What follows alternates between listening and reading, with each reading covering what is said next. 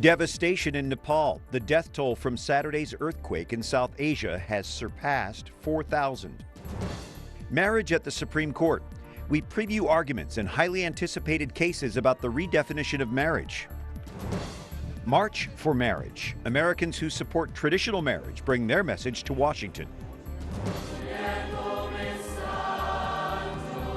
And Pope Francis to newly ordained priests. No boring homilies. Those stories and more on EWTN News Nightly for Monday, April 27th, 2015.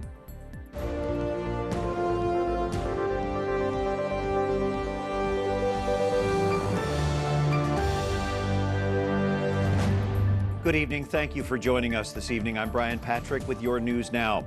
The death toll from Nepal's devastating earthquake has climbed past 4,000. At least 7,000 people were injured in the quake. Tens of thousands are left homeless.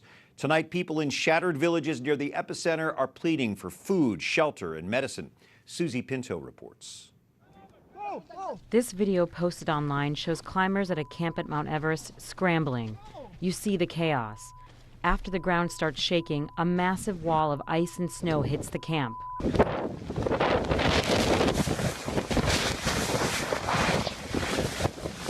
Are you okay? Yeah. You all right? Yeah. More than a dozen people on Everest were killed. Helicopters rescued many of the others as aftershocks created more avalanches through the weekend. In Kathmandu, it was as if the ground had opened. Huge fissures in the asphalt, sections of road disjointed and askew. The death toll has only continued to climb as teams search through the rubble and officials get reports from the rugged countryside, which makes up most of Nepal. Because we are, continually getting aftershocks, one after the other. There's still panic among people, still a lot unaccounted for. Buildings that have stood for generations, such as the historic Darara Tower, reduced to rubble. The 7.8 magnitude earthquake and its aftershocks turning one of the world's most scenic regions into a panorama of devastation. Susie Pinto, EWTN News Nightly. Thank you, Susie. Christine Bragale, Director of Media Relations for Mercy Corps, joining us tonight. First of all, just a brief snapshot of Mercy Corps and how many people do you have on the ground there? So Mercy Corps has been working since the 1970s. We deliver urgent humanitarian assistance in times of crisis and also do a lot of economic development programs. In Nepal, we have a large team of 90-some people who live and work in Nepal, so we've been able to act very quickly and effectively. We should point out that Mercy Corps was founded by a Catholic, right? Dan O'Neill. I think Mercy Corps, the name comes in part from his faith. Certainly. And what are you hearing from your people? So we have heard, as you heard from my colleague Sanjay, people are very much afraid at night. They're not willing to go back into their buildings and homes. They're sleeping outside. Villages in the countryside have been devastated. Many of my colleagues have lost their own homes, but they're still very focused on helping their neighbors. What are they able to do to help? Well, today we were able to conduct our first series of distributions within Kathmandu and a few parts outside the city, bringing mostly household supplies. We were bringing containers of water, clothing, some tent supplies, as well as hygiene supplies, toothbrushes, toothpaste, and some essential items for people to get through the next few days. As this changes and it goes from days to weeks, how will the needs change? Well, I think the needs will become clearer to us, that's for sure. I mean, we're already hearing how difficult it is to get in the countryside. Roads are impassable. We're encountering landslides. We've been working in Nepal for years, helping people build resilience, working with farmers to improve their practices and grow their incomes, working with youth and women, and improving food security. So we'll be continuing those programs. But in the immediate, in the next few weeks, what we're exploring now is the possibility of launching an electronic cash or mobile money program, if you will. It'll depend a lot on the infrastructure and on the ability of our partners to support this program. But the net is that it'll help people get the cash they need to buy what they need from their local markets to keep the local economies going. It's a beautiful, breathtaking area, but you can just imagine what this devastation has done to it. Brian, I think it's just been, we're still absorbing the shock of this earthquake, and we certainly hope that people will support us. It's really at times like this that people want to act with compassion and are compelled to do something positive. And that's why we're asking people to consider donating to Mercy Corps. Your donations can go right to work helping us get the supplies we need that the government is asking us to bring to people straight away and sustain our work for the long term. All right, mercycorps.org is the website? mercycorps.org. Please go and donate online. All right, Christine Bragale, we appreciate you, and be assured that you and your staff are in our prayers. Thank you so much. And a Wisconsin man climbing Mount Everest survived the earthquake, according to the organizers of his climbing expedition. Now his mom and family are anxiously awaiting more news. Andy Land of Fond du Lac and his climbing team were in the Khumbu Icefall region near the mountain's base when the quake hit. His family got word that everyone in his group is okay. His mother now hopes he will return safely from Nepal. And of course, that's my big fear, is they've got to come down off that mountain. And there's going to be avalanches all the way down. So, you know, it's not, yes, they're safe, but that's only meaning, to me, that's only meaning they're safe at this moment. Land is a hospice nurse. He spent months training for the climb to bring awareness to hospice care. It was his first attempt at scaling Mount Everest. And Pope Francis prays for the earthquake victims. Desidero assicurare la mia vicinanza. The Holy Father expressing his closeness to the people affected, praying for those who died and the wounded. He made his comments Sunday in St. Peter's Square. Some of the other stories our EWTN News Nightly team has been covering in today's world. The battle over redefining marriage takes center stage once again at America's highest court. Tomorrow, justices examine two separate questions. Susanne LaFrankie reports from the Supreme Court tonight. Suzanne? Brian, hundreds of people have been gathering throughout the day, those in favor and those who oppose gay marriage. And the highly anticipated cases revolve around whether the Constitution gives gays and lesbian Americans the right to marry. So far, 36 states and the District of Columbia allow gay marriage, but public opinion remains divided. May I present for the first time Dee and Laura as one. The number of same-sex marriages is rapidly growing. Experts estimate there are 350,000 nationwide. Tomorrow, the justices are hearing unusually long arguments scheduled to run 2.5 hours. The cases are from Kentucky, Michigan, Ohio, and Tennessee, all of which had their marriage bans upheld by a federal appeals court. The biggest question is whether same-sex couples have a right under the Constitution to marry, or whether states are allowed to limit marriage to the union of a man and a woman. The second question, even if the states won't allow some couples to marry, should they recognize valid same-sex marriages from elsewhere? Supporters say they have the constitutional right to the pursuit of happiness and equal protection. The states that ban same-sex unions claim states have always set the rules for marriage and that voters overwhelmingly and routinely back traditional marriage through referendums. Republican Senator Ted Cruz has introduced legislation protecting states that ban same-sex marriage. We need leaders who will stand unapologetically in defense of marriage and life. A decision by the Supreme Court is expected in June. Regardless of their ruling, religious organizations will likely continue to try to carve out religious exemptions for Americans who object to gay marriage. Brian? All right, thank you, Susanne LaFrankie at the Supreme Court. And for more analysis on the marriage issue, Wyatt Goolsby spoke earlier with the Heritage Foundation's Sarah Torre. Sarah, let's talk specifically right now about Anthony Kennedy, because it seems to me Justice Kennedy seems to be the swing vote here. What do we know about him and how he could potentially rule on this case? It's possible that he's the swing vote. The issue before the court tomorrow is in oral arguments about these cases is about whether states should remain free to make marriage policy for themselves. There's nothing in the Constitution that requires all 50 states to redefine marriage. This is an issue that the Constitution is silent on. So the Supreme Court will take up the issue, or at least hear oral arguments tomorrow. What are the two questions that they're really going to need to address? The two questions that the court will hear are whether or not the 14th Amendment requires states to license, and also the second question to recognize same-sex marriage licenses from other states. Again, there's nothing in the Constitution that requires all 50 states to redefine marriage.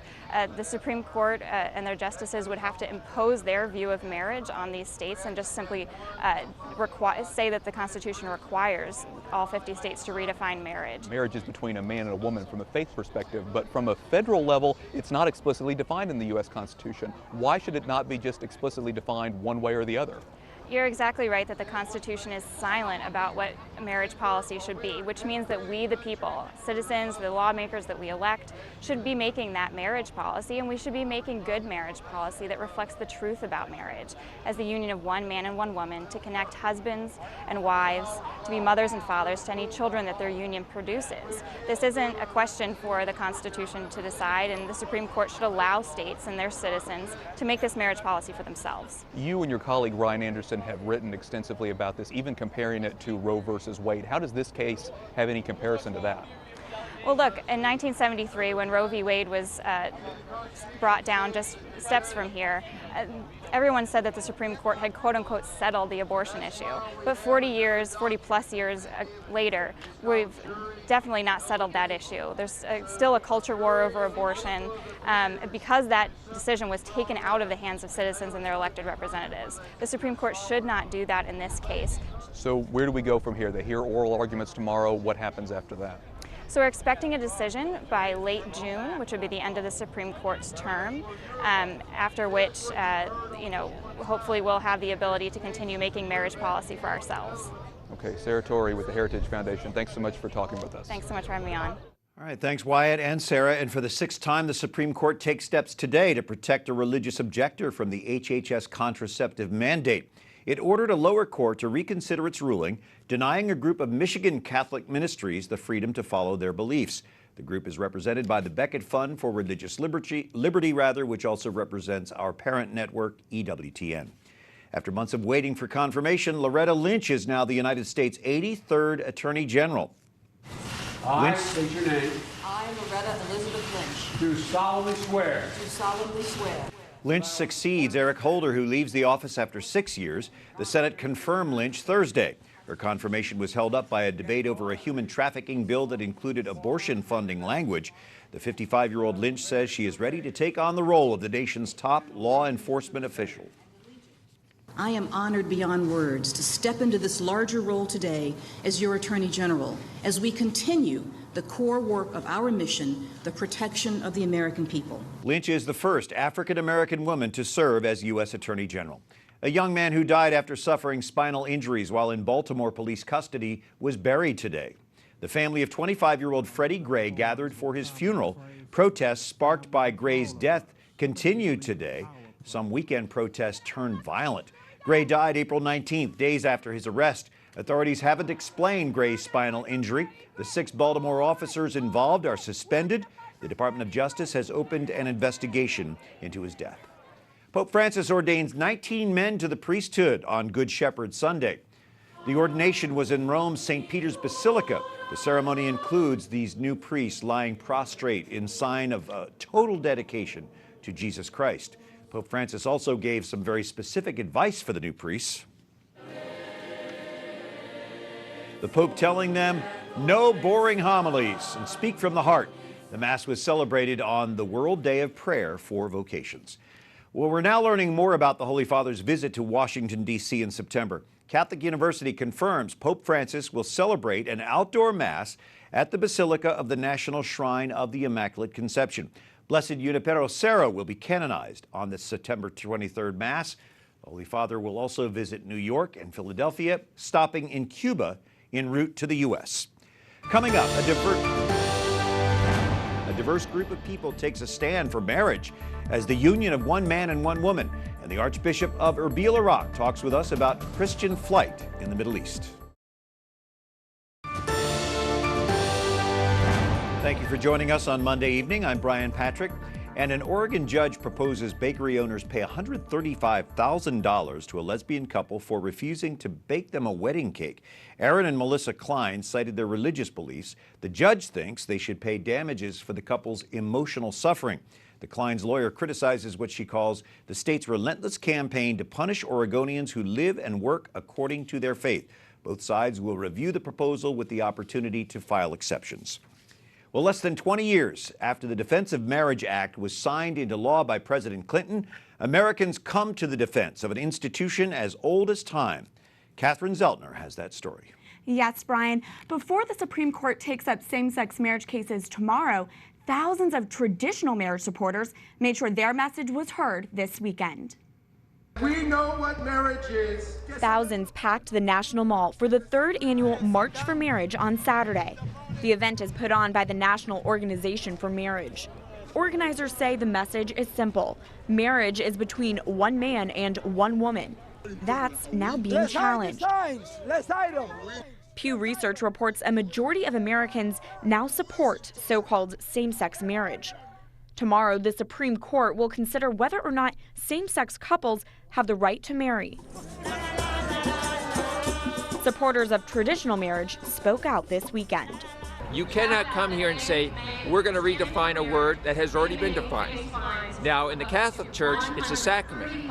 It's a supernatural grace. As you can see from the Holy Trinity comes the Holy Family. The crowd represented a variety of voices, different ages, faiths, races, and languages. Speeches were given in both Spanish and English. Among the speakers were Archbishop Joseph Kurtz, president of the U.S. Conference of Catholic Bishops, and Josh Duggar, the oldest son of Duggar family fame. Archbishop William Lori of Baltimore tells EWTN the good of the children is at the heart of the issue. Having a male and a female role model who love each other mutually and exclusively, and you have established a stable, loving home, that is the optimal way to bring children into the world and to raise them. Catherine Szeltner, EWTN News Nightly. Thank you, Catherine. Another car bomb in Iraq kills at least 7 people and injures 16. A police officer says the car was parked in a Baghdad neighborhood in a place where dozens of people gather every day. The city has seen near daily attacks as security forces try to rout ISIS militants from northern and western Iraq. Christians in Iraq are fleeing Islamic State terrorism in record numbers. Our EWTN News partners, the Catholic News Agency, recently traveled to the region. They talked with Archbishop Bashar Warda of Erbil, a city hosting thousands of refugees. Jason Calvi has more. Erbil is the capital of the Kurdistan region of northern Iraq. It's a safe haven for Iraqi Christians fleeing the Islamic State. For Archbishop Bashar Warda, it's a sign of their deep faith. I mean, I feel proud, really, of my people that in our modern time there are people who prefer not to lose faith, not to lose their dignity, and live with nothing, maybe beggars, than really to leave their faith in Christ. Archbishop Warda says the church in the region has a tough task, providing shelter, health care, and education to 125,000 refugees who fled ISIS. Warda says international groups and the church have donated millions. The Knights of Columbus gave $2 million to help build homes for the refugees. And the Holy Father contributed $1 million. Without this help, really our Christian families would be really in a very difficult situation. But Archbishop Warda says he hopes his flock speaks up. We would like also to see our brothers and sisters keeping the story alive and telling the people that the persecution and the difficulties and the challenges upon the Christian community is still a heavy burden. He says about 300,000 Christians live in Iraq now. That's way down. The Center for American Progress reports 1.5 million Christians lived there before the toppling of Saddam Hussein. Brian? That's heroic Christianity. Thank you, Jason. Up next, we remember 2 Pope saints, John Paul II and John the 23rd, 1 year to the day after their canonizations, and the Swedish royal family visits the Vatican.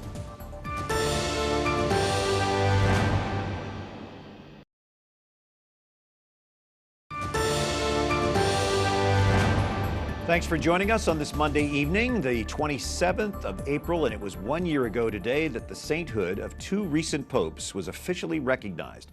John Paul II and John the 23rd were canonized by Pope Francis at the Vatican. 800,000 pilgrims packed into St. Peter's Square and the surrounding neighborhoods. Pope Emeritus Benedict XVI joined Francis in the first ever celebration of a Mass by a current and retired Pope, and we were there. Patrick Kelly is the executive director of the St. John Paul II National Shrine here in Washington. What a profound impact this saint has had on the world.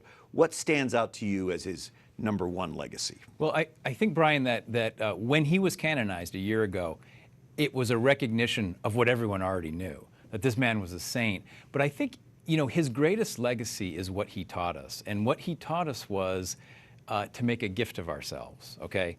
And he, no matter what vocation we have chosen, marriage, single person, or religious vocation, we all have a common vocation, and that is a common vocation to love. And I think that's his enduring legacy. And it will endure. So for you personally, and for some of the pilgrims who come to the shrine, what was the impact on your life? I would say John Paul II changed my life in many ways. I was like so many young people. I was a young lieutenant in the Navy. I was on a ship, pulled into Naples. We went up to see John Paul II, and I was just in St. Peter's Square, and he came out and he gave the Angelus address, and I could just feel the presence of the Holy Spirit there. And that is what so many people experience. He was enormously gifted to touch people. And I think particularly with young people, he had a particular gift for that. Do you hear that from pilgrims to your shrine? We do. Many people come to our shrine out of a love for John Paul II, but many people come to the shrine who don't have a memory of him. So they go through our exhibit and they really have a profound experience. Many report being transformed by him. And you have beautiful relics of this saint. How can we keep his memory alive? I would say to make him present in our lives. I mean, one important way to do that, and I would invite everyone to come to the St. John Paul II National Shrine in Washington. I mean, we're building a church there. We have the relics of John Paul II, and this exhibit that I mentioned is truly unique because you can go through the exhibit and you really can feel connected to John Paul II. John Paul II in America is a new documentary from the Knights of Columbus, of course. Can you just give us a little bit of a preview? Yeah, it's about John Paul II's vision for the Americas, North, Central, and South America, and it's his vision of a united hemisphere, united with common spiritual heritage. But John Paul II thought that what happened in the Americas will have a profound impact on the church.